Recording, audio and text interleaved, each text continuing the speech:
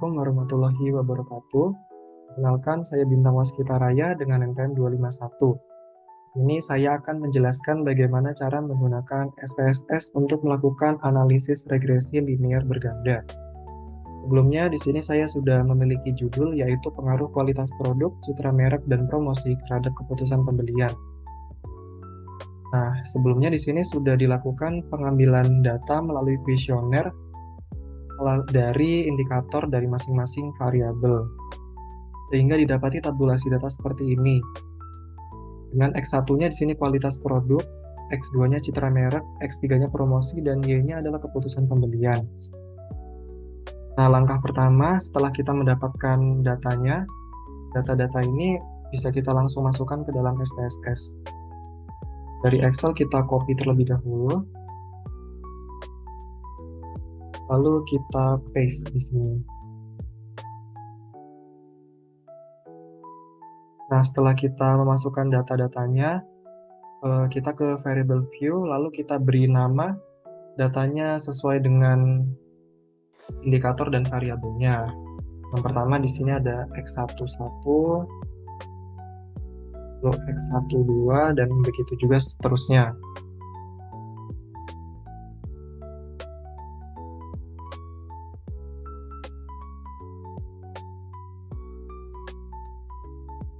Nah, setelah diberi nama untuk masing-masing indikator dan variabelnya, jangan lupa juga pada bagian label kita beri keterangan variabel untuk variabel X1, X2, X3, dan Y. Setelah kita memasukkan data di SPSS, langkah pertama untuk melakukan analisis regresi linear berganda adalah melakukan uji instrumen terlebih dahulu, yaitu uji validitas dan reliabilitas. Di mana uji validitas dan reliabilitas ini untuk melihat apakah instrumen kuesioner tersebut valid dan reliable. Nah, yang pertama di sini ada uji validitas. Pertama kita ke analyze, lalu ke correlate dan bivariate. Nah, untuk uji validitas ini harus dilakukan pada setiap indikator dan juga variabelnya ya. Dan harus dilakukan pada masing-masing. Jadi, yang pertama di sini kita masukkan terlebih dahulu variabel indikator dari variabel X1 sama dengan variabel X1-nya.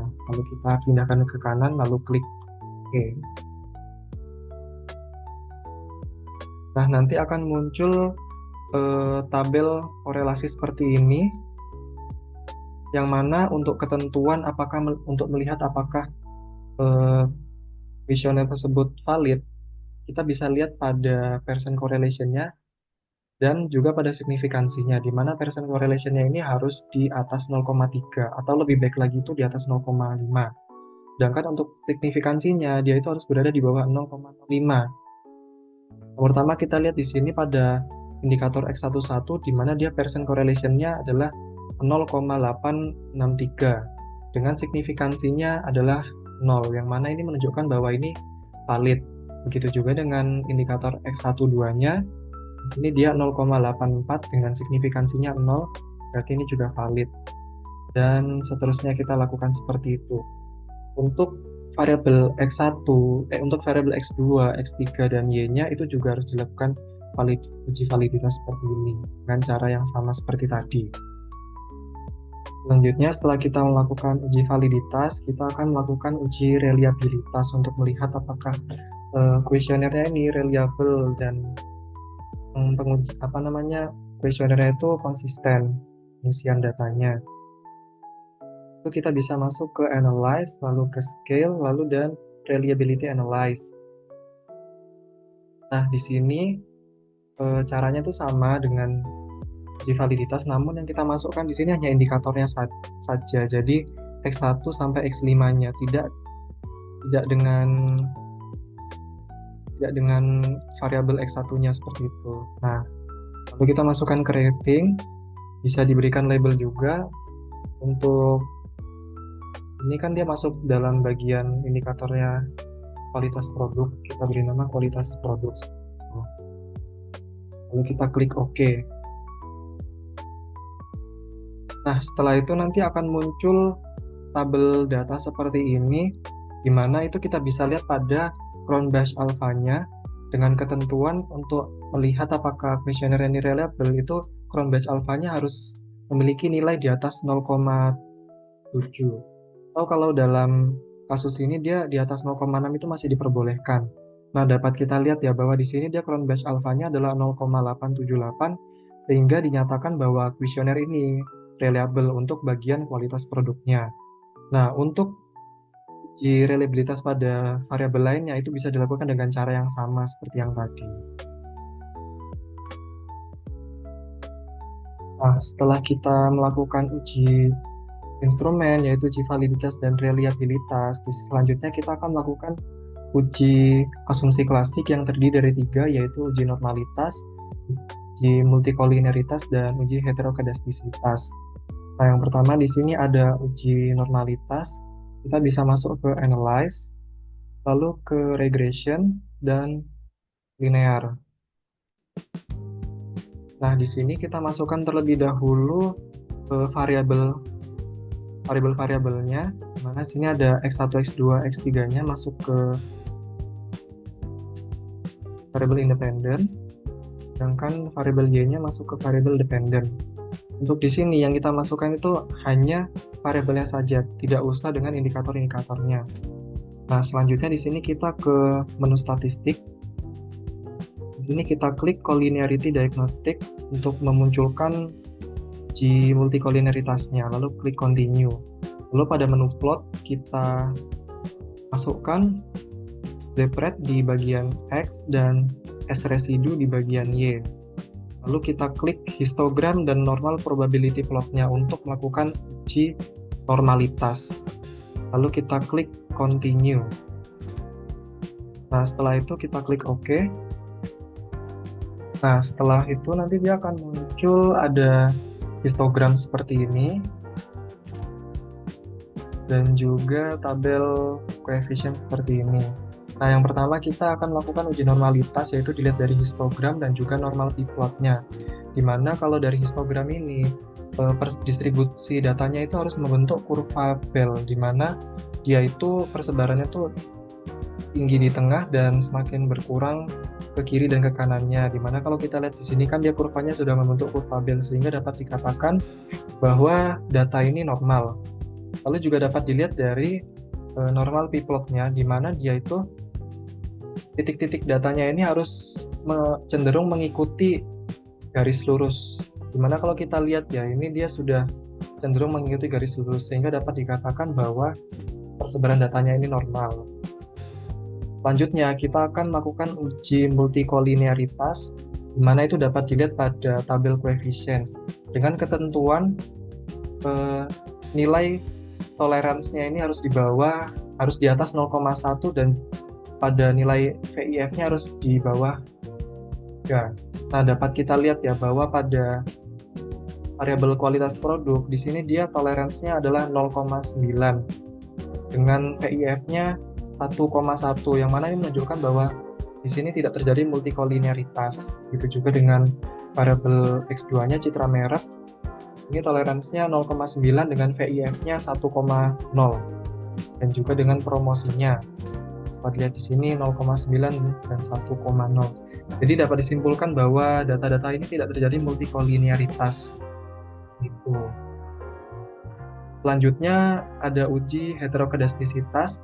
Dilihat pada scatter plot di sini, di mana dia titik-titiknya ini harus menyebar, tidak boleh mengumpul di satu titik membentuk suatu pola. Nah, apabila dia menyebar seperti ini, dapat dikatakan bahwa data-datanya itu tidak terjadi heterokedastisitas.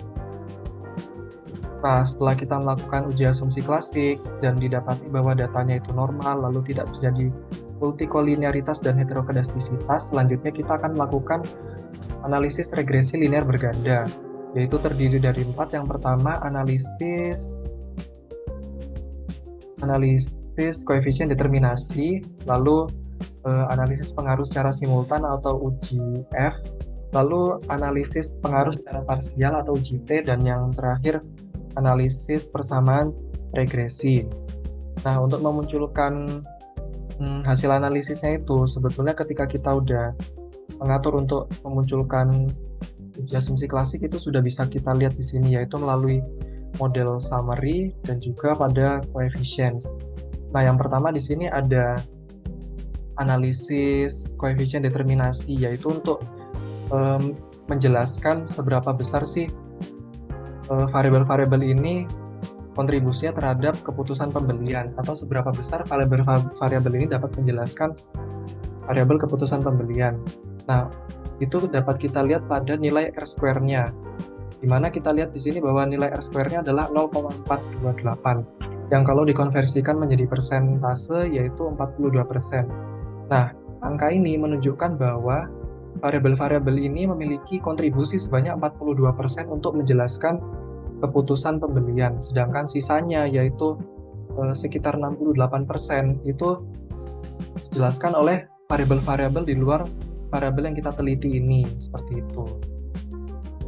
Selanjutnya di sini kita melakukan analisis pengaruh secara simultan atau UGF, di mana UGF ini digunakan untuk melihat seberapa besar pengaruh signifikansinya variabel-variabel ini secara bersamaan. Jadi secara bersamaan itu seberapa besar sih signifikansi pengaruhnya. Nah, untuk menilainya dapat kita lihat pada tabel ANOVA di sini. Ada bagian signifikansi di sini. Nah, dengan ketentuan signifikansinya dapat dikatakan signifikan secara simultan apabila signifikansinya di bawah 0,05.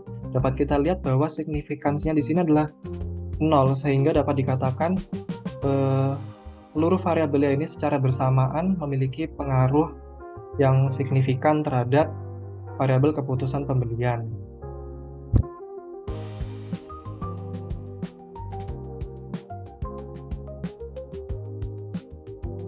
Nah, selanjutnya kita akan melakukan analisis pengaruh secara parsial atau JT untuk menilai pengaruh masing-masing variabel secara individu, untuk menilai signifikansi pengaruh masing-masing variabel secara individu.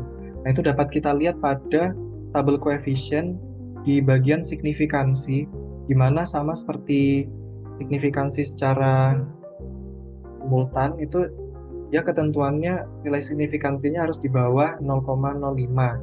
Nah, dapat kita lihat bahwa di sini signifikansi pada variabel kualitas produk dia sebesar 0,001, berarti dia berpengaruh secara signifikan. Lalu juga ada citra merek di sini dia 0,008, dan juga promosi dia nilainya 0,0, yang berarti masing-masing variabel ini berpengaruh secara signifikan terhadap keputusan pembelian, seperti itu.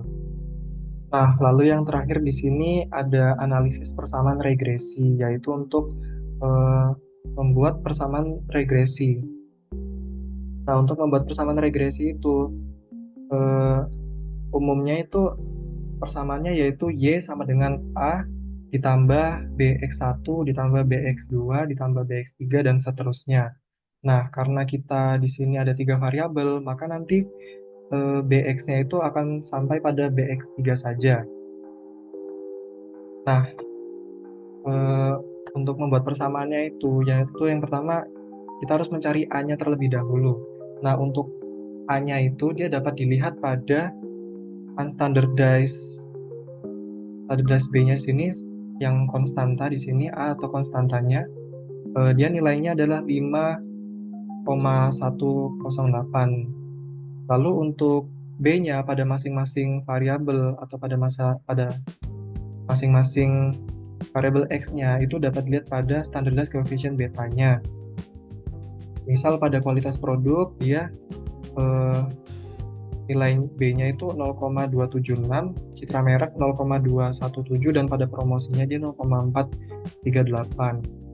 Nah, dari data ini kita dapati untuk persamaan regresinya itu seperti ini. Nah, itu tadi penjelasan dari saya. Untuk kurang lebihnya mohon maaf. Wassalamualaikum warahmatullahi wabarakatuh.